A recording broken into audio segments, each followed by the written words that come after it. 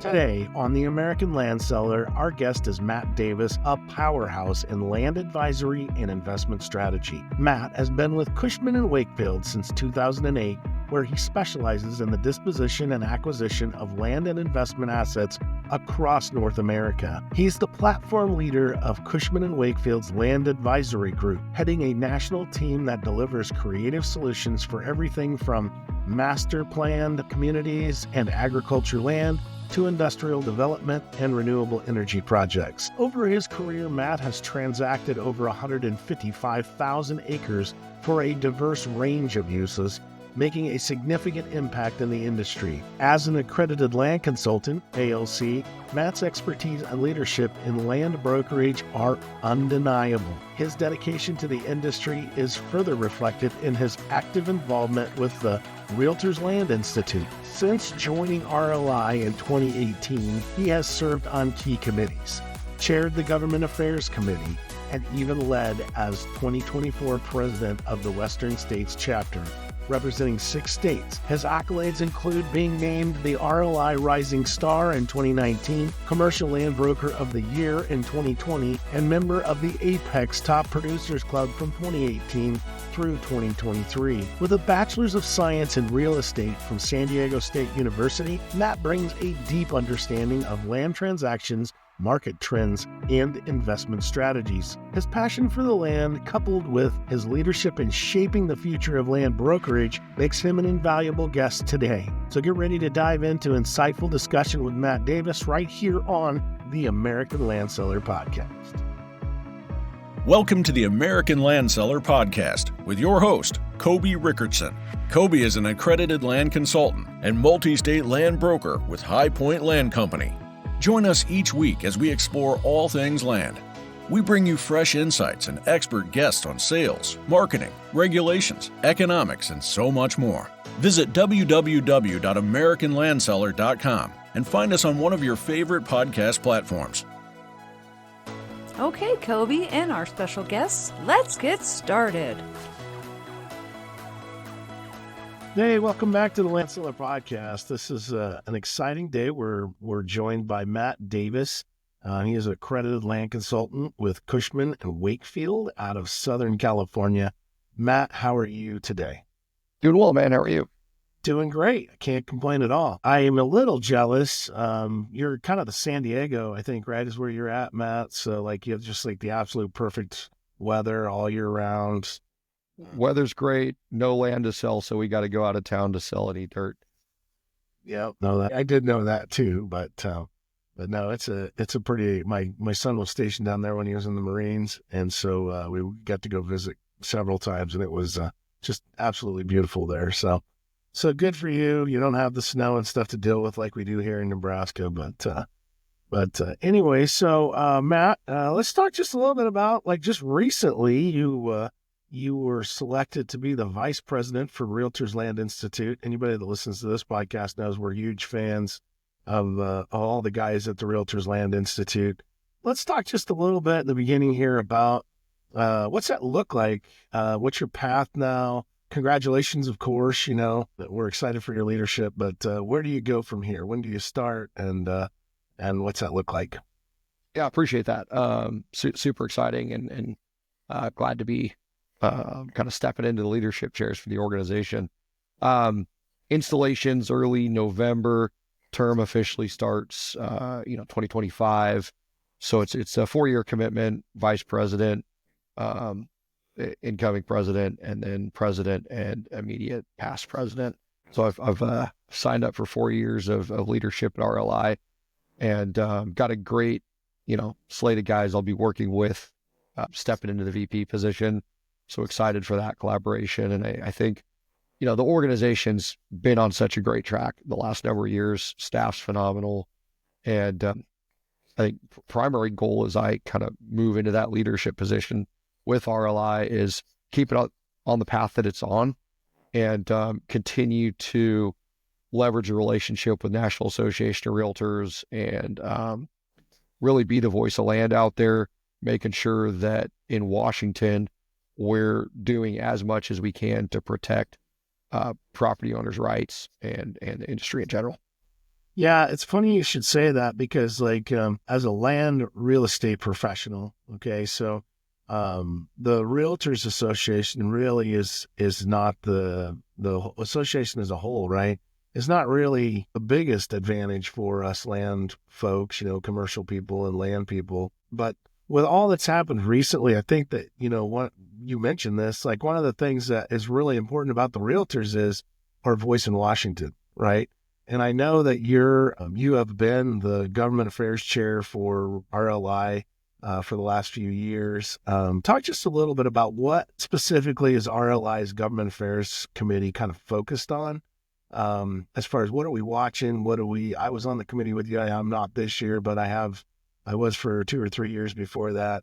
And so it's just fascinating what we're watching and how important that voice is when it comes to not just landowners, but property owners in general. Yeah, as you kind of mentioned, NAR, National Association of Realtors, isn't necessarily land focused as an organization, but it's a massive organization that does carry a lot of weight and horsepower in Washington, just given the size and number of people that are members. And set the whole commission thing aside as far as what's happened there, it's still an important and powerful organization, and it's got a loud voice. And they've recognized that as a commercial member under NAR, RLI is it represents the experts and has the expertise to speak to land issues in Washington. And so we've been able to really leverage that relationship and the horsepower that NAR brings and the voice that it has in Washington to be impactful in Washington. And so some of the things we've been working on, it seems like every couple of years, the 1031 exchange is under threat. That impacts everybody in real estate, but we've been good advocates for that. We worked with the environmental organizations who use it to acquire land for conservation. It's a big part of what they do. So anytime you get real estate professionals and environmentalists on the same page, it's usually a pretty scary situation.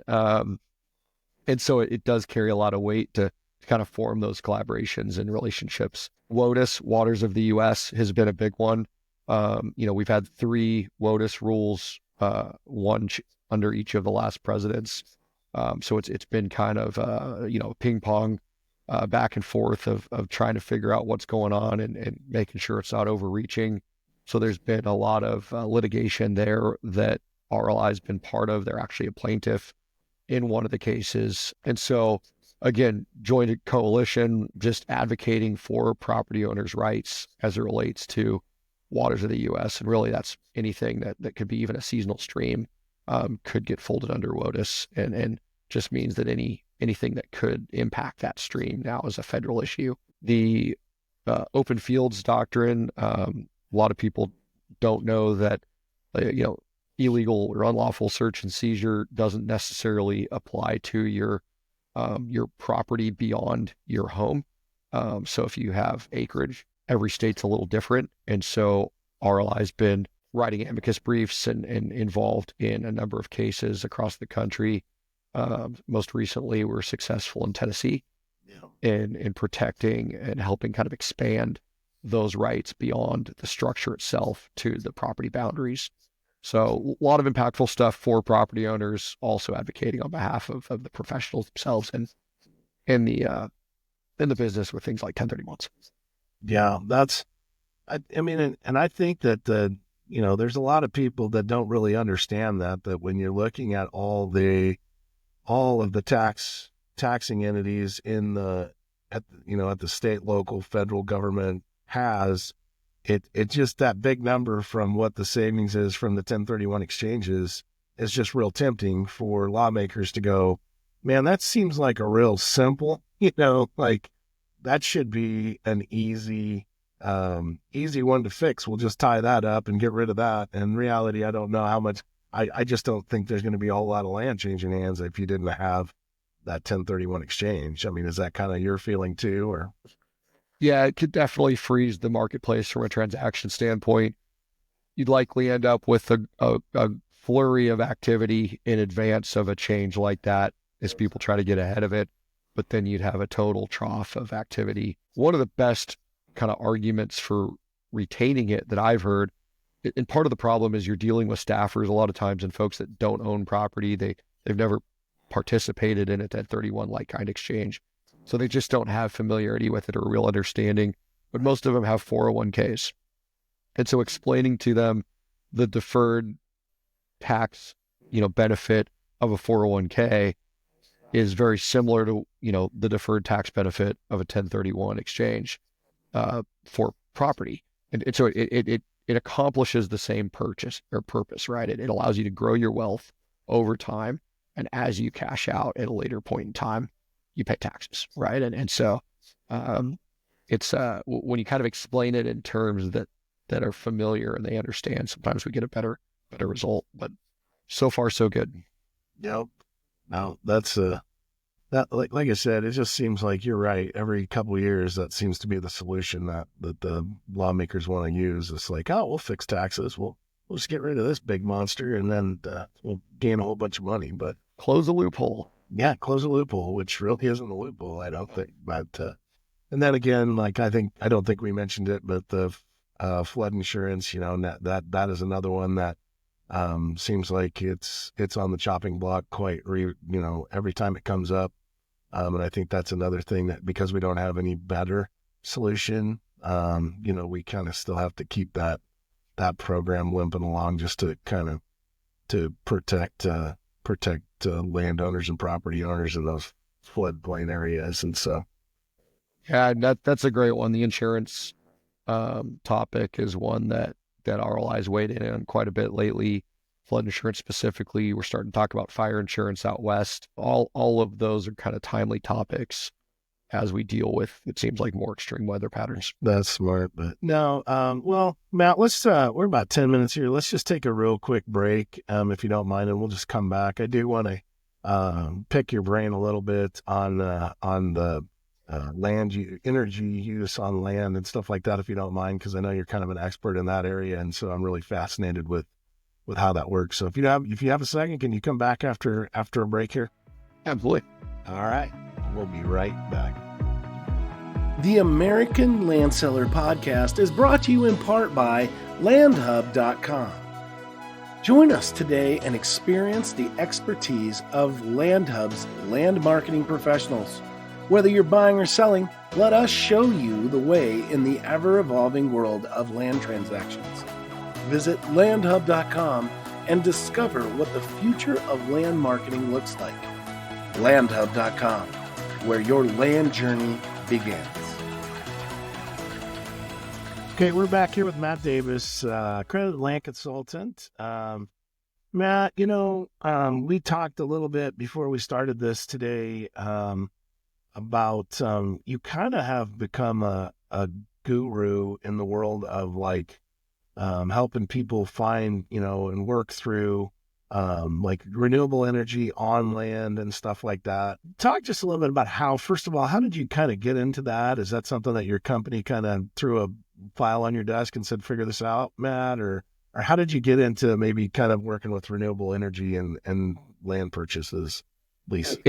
It's funny, I had an interest in land coming out of college. I wanted to be a real estate developer, and then I kind of fell into the brokerage world and just more traditional commercial brokerage. And it was in 2009 where I was coming out of the great financial crisis, trying to figure out what I was going to do with my life. And I had a colleague who had a relationship with a guy that had gone to work for a solar company, and they wanted to do some site selection for solar projects. And they wanted a young guy to pound the pavement and help them find dirt. And the region they were looking in is kind of close to where I grew up. And so they tapped me. And so really it was my first land assignment. And it's kind of what got me into the land business. The guy I ended up partnering with on that assignment was kind of an old grizzled land broker who had done a lot of residential development land and things like that across Southern California. And so, we went out and became site selection experts for renewable energy projects. Some of those never got built. It was kind of a early days and ultimately kind of a tumultuous time in renewable energy from a project development standpoint, but it kind of laid the foundation for my land career going forward. So we've been doing renewables a long time, and as long as I've been doing land. What is the right now, what's the hot thing with renewables? I know I don't get to play in it too terribly much just because Nebraska is the state owns the all of the energy production and sells it back to the taxpayers. And so we have fairly cheap energy, but like it doesn't have as much excited investors in the state of Nebraska, I would say. So what are the investors kind of thinking is the cat's meow right now when it comes to like renewable energy? It depends heavily on what the subsidies are. It's still, a fledgling industry that's heavily subsidized. And so it's really market by market specific, but I'd say across the board, battery energy storage systems, we call BESS, BESS, are probably the most interesting and still kind of the Wild West out there as far as activity and kind of a gold rush mentality. So we're seeing a lot of those across the country. Still seeing, wind and solar projects as well of different sizes across the country, but BESS projects are probably the most active at the moment. What if somebody owns some land out there, like, and wants to consider that, like, what's the qualifications for a piece of property to maybe be considered for that particular project? So almost the number one criteria is proximity to a substation. Because the battery projects are smaller footprint, they may be anywhere from like an acre to 50 acres on maybe the biggest side. They're much more sensitive to what it's going to take to get the power to the substation. So actually finding the rights of way and connecting the project to the grid. Typically it's at a substation where, solar project, you might, depending on the size of it, you might go, miles to connect to the grid. But with battery projects, they're much more sensitive to the complexity of trying to tie it into the grid. So land next to a substation is ideal. And so for anyone that's got land next to a substation, they should look at whether there's capacity and whether it has potential for a battery project. Sure. So you guys, California was kind of one of the pioneers, especially with like wind when it first came out. And so is that something that they continue to kind of be looking at, finding properties? It's kind of, to me, it seems like you've got as much desert as you do beautiful land, so do you just put solar panels out in the desert or windmills out in the desert? And is that, like, do you see a trend out there? Yeah, the wind projects, like you mentioned, some of them have been there, I think, probably more than 50 years. And so what we see is repowering of old projects. They'll come in with new technology, leverage the fact that the land's already disturbed, the connection to the grid's already there, and bring in new technology that's more efficient and can ultimately increase the amount of power being generated. We've seen that with some of the early solar projects as well, come in and basically scrape the project and come in with new technology, but leverage that connection to the grid, which is actually a really expensive and a time-consuming part of the development process is getting approval to connect to the grid. So if you've got a project that already has that, that's pretty valuable. So we're seeing that. And then, yes, desert, we did like a 10,000 acre solar project in the Mojave Desert. So pretty massive scale. And so you're seeing some large projects out there as well as small projects. And most recently, we've had a lot of changes in the water, groundwater regulatory environment in California. A lot of productive agricultural land that's now kind of what it says has water security issues. It doesn't have enough water going forward to irrigate all the acreage. We're looking at those for potential solar development. Does that and that's kind of an interesting thing you brought up too, though, with the water security issues on this stuff. Is that affecting your land prices out there, or is it just kind of turning them into kind of, you just said that, are we pivoting from, okay, well, we're not going to have avocados anymore, we're going to turn that into like maybe some sort of energy production property? Or yeah, for land that has, since the Sustainable Groundwater Management Act passed in 2014 and really started getting implemented in 2020, we're now really seeing, over the last few years, the change in values. And so land that has quality water rights and has water security, that land's maintained value or modestly increased over time, just with kind of general trends in the marketplace. Whereas land that doesn't have sufficient water, the market value's just fallen off. It's pretty drastic. Yeah, that's growing up in farm country. That like I just remember back when we went from anything goes, probably back in the 80s to, very regulated, no more new wells for irrigation. You could take your surface water rights and lease them or sell them to Colorado, so it's just that water is very interesting. I'll never forget the day that I was in Vancouver, British Columbia. I used to own a trucking company, and I was up there unloading, and I was sitting in a place kind of looking at their little bay area or whatever it was, and they had a bunch of oil tankers sitting there. And so I asked the guy, it's like, what is with you got? Is this a huge oil production state? And he's like, oh no, that's water. We're selling water to Los Angeles. So they just they take all the glacier water or whatever, the water running off of the mountains, and then they load it into tankers and send it to Los Angeles. He goes, so I thought, well, that's interesting. Now they're exporting water to the United States. It's an important commodity. It's even on some of the renewable projects, if they have water rights, we're able to monetize those oftentimes and sell them to somebody that, because the renewable projects don't require a ton of water for operations and maintenance once they're built. Construction water is one thing, but ongoing, they're pretty low water usage. So we've actually taken water that was tied to land, severed it from the land and sold it to districts or other, agricultural users or people that need that water to continue their operations. Just announced recently, we got another 0.5 point from interest rates. Are we seeing out there where you're at or where you're licensed? I know you're in multiple states like most of us are.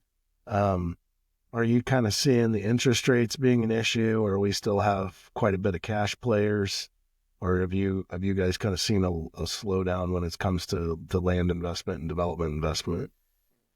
Yeah, it's changed return expectations, right? Just based on the risk-free rate of return coming up, kind of tracking with the interest rate environment.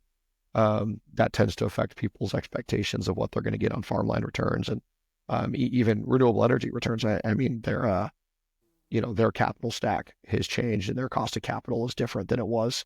And despite subsidies and things like that, it can still be difficult to make a project pencil. So, the easy answer is yes. Interest rates have impacted the market. I think, everyone's kind of been waiting with bated breath to get through the election here, and optimistic the rates were coming down through the end of the year. And obviously that's happening. So we'll see, as the Fed drops their rate, I doubt we'll see a 1-to-1 decrease in the mortgage market, but if it helps decrease that cost of capital a little bit, it'll be helpful. I am like economics for dummies, like realistically basic economics, but I really have a hard time trying to figure out how we can get the economy under control if you continue to have low interest rates, like that. I think there has to be a point where we kind of have to spend 6 months or something like that, just trying to get everything under control, but I might be wrong. I just don't know how. I guess economics doesn't really work the way it's supposed to anymore. So I suppose the books that I learned, just burn them and start over again. I tell people, I just sell dirt. It's over my pay grade. I think you probably know a little bit more than that, but all right, man. Well, if you don't mind, let's take a quick break and we will be right back. Land isn't just dirt. It's where memories are made, families are raised, and livelihoods are built. But when it comes time to sell or buy, the weight of the decision is heavy. Where do you even start? Who can you trust to guide you? For too long, land transactions have been treated like a simple exchange. Numbers on a paper, a signature on a line. But it's more than that. At High Point Land Company, we don't just list land. We walk it, we learn its story, and we find the right buyer who understands its worth. You are not just another deal. You are the steward of something bigger. And we're here to help you navigate every step of the way. When it's time to sell, when it's time to buy, we're here. Because land is more than just land.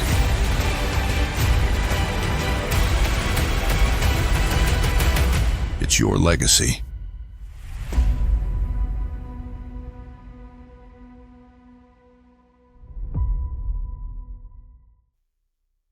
All right, we're back here with Matt Davis from Cushman and Wakefield, the land advisory group there.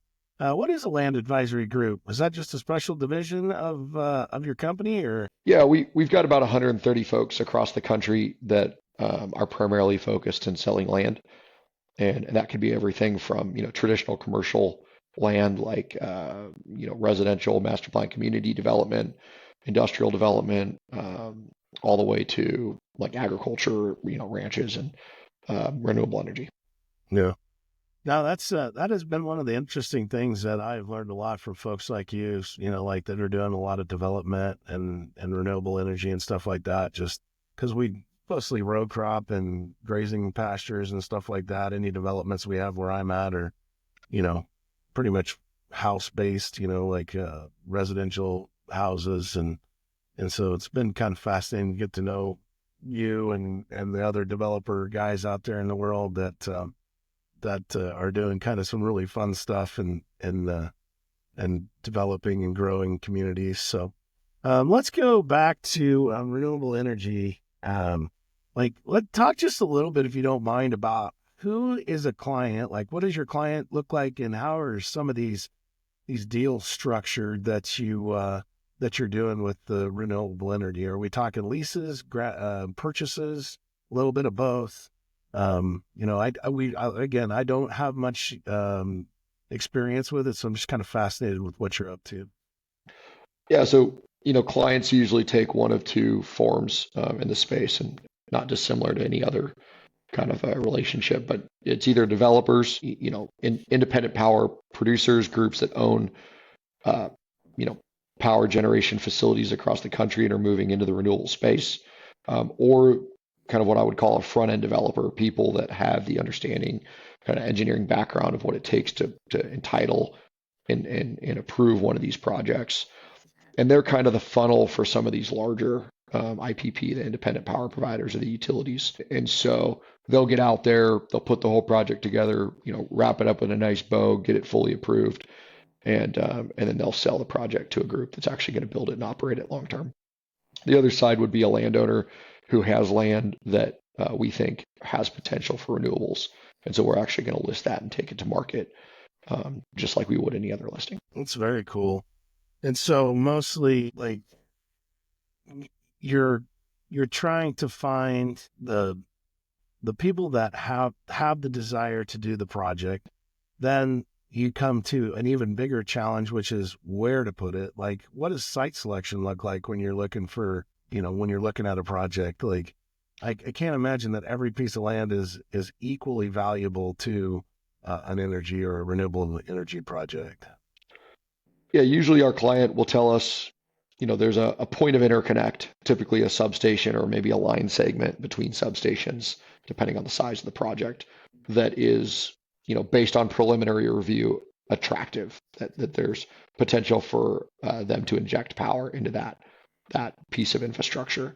So they'll give us kind of the point on the map, or again, a line between 2 points, and say, okay, we need X amount of acres at this location. And so we'll go out and look for that land. If it's an undeveloped area, that might be an easier task. If it's a developed area where there's a lot of infrastructure already in the ground, buildings, et cetera, then maybe we're looking for a needle in a haystack to find that one undeveloped or underdeveloped property who's got a willing owner as far as a sale or lease. And so there's kind of a multi-track process. One is getting site control, right? So we're talking with the landowner about a sale or a lease. These are usually an option or an extended escrow type structure. In most markets, it takes 2+ years to get the interconnect application approved, which is kind of the second piece of it. And that is working through the utility or the regional entity that oversees the utility grid, and actually getting approval from them to inject power into that space. And so that could take, as I said, a couple of years. It could take longer, 4 years, 5 years in some cases. And so with each each kind of step in that process is they get preliminary feedback and then a more detailed feedback. They're kind of de-risking the project. And sometimes 6 months in, they find out that that substation actually doesn't have any capacity. And so they've got to try to relocate to another piece of infrastructure in the region. So there's some pitfalls early in the process. And that's why they need that multi-year option to kind of work through that process and make sure that they actually have a fully baked project. Yeah, that's pretty fascinating.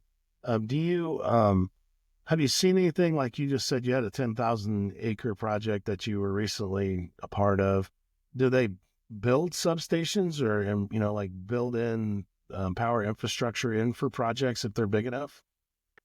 Yeah, so that one had, I think, a project level substation, and I forget the exact um, length of the transmission line that they built to get to the existing infrastructure. They call it a gen-tie line. It's the generator tie-in. Um, and so the gen-tie line was on that one, I think it was either 13 or 17 miles to get to existing infrastructure.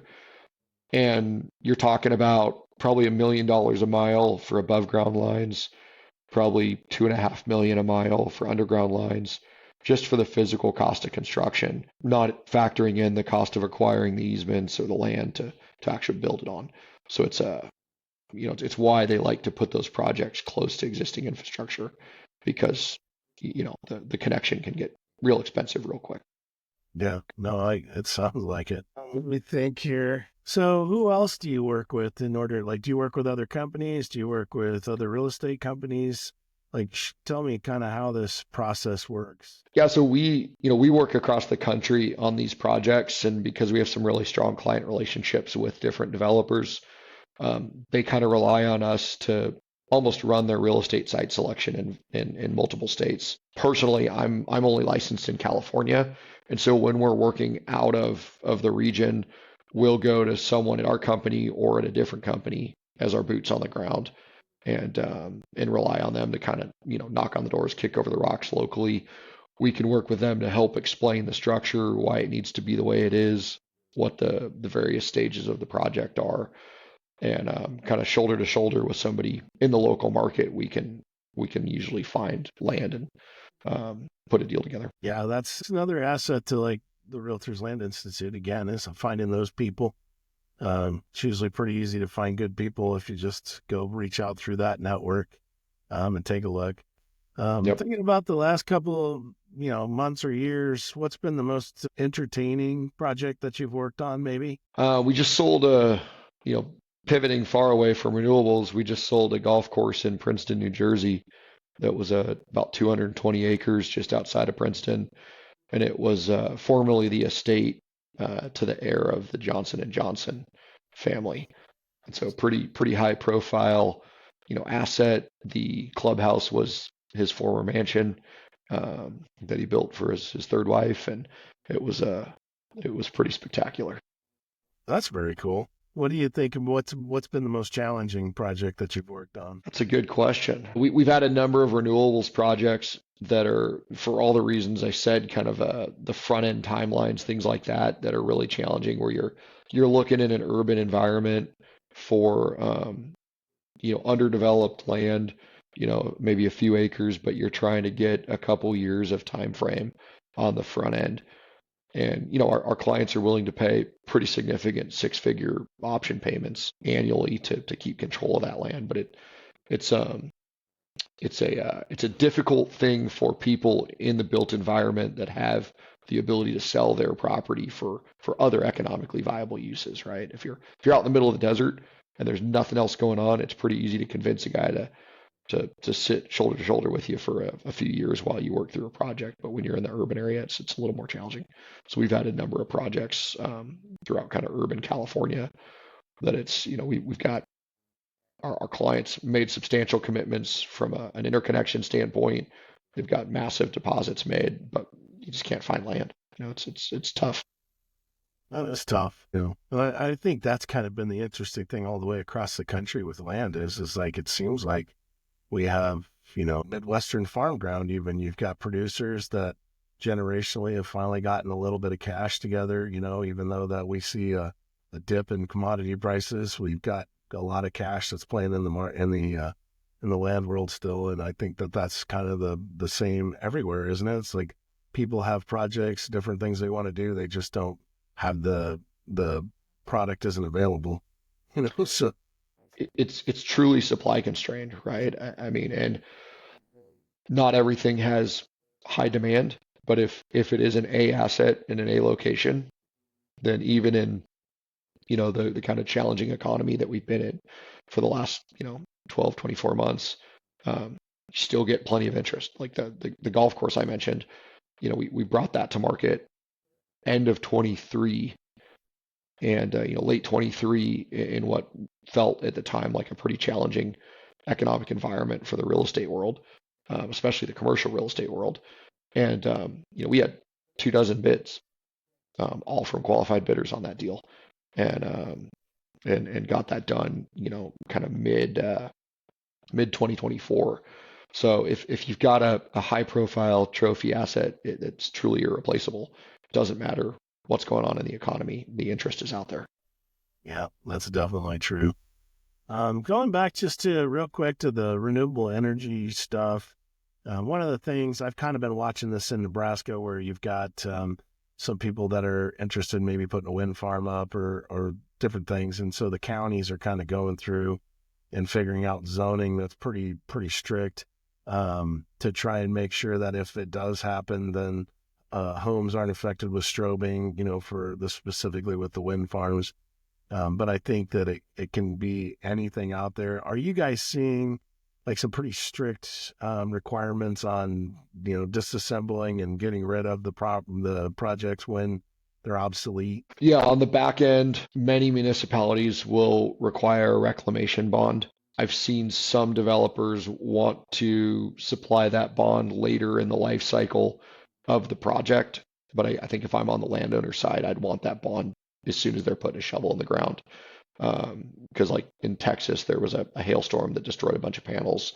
If there's a major failure that renders the project infeasible, economically infeasible going forward, I'd want to make sure that equipment's coming out of the ground and that there's a bond there to ensure it. Because all of these projects are done with single purpose entities. So they're project level entities that don't have any other assets. The only assets they have are this project. And so specifically for leased land, if you're leasing land to an energy project, if the municipality isn't requiring a reclamation bond, then the landowner should. And they'll only do one bond. So usually we write into the contract that a bond is required. If the municipality requires it, it can be held in their name. If they don't, it'll be held in the landowner's name. Sure. Yeah, that's fascinating. So just before we go, just real quick, if you have one thing that you can do over the next 3 years with RLI to make an impact, what's your goal? Like what's your one thing that you really think you can make a difference on with the organization? I think tell the story of what we're doing in Washington and making sure people are aware of it, because I think that's something that for even some of the members of RLI, it's happening in the background. If they're not on the Government Affairs Committee, they're not really engaged. They aren't aware of the advocacy work that's happening in the background.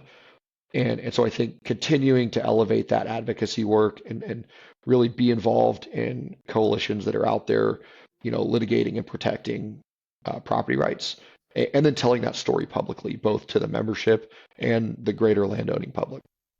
Sure. Well, Matt, thank you so much for taking the time to do this today.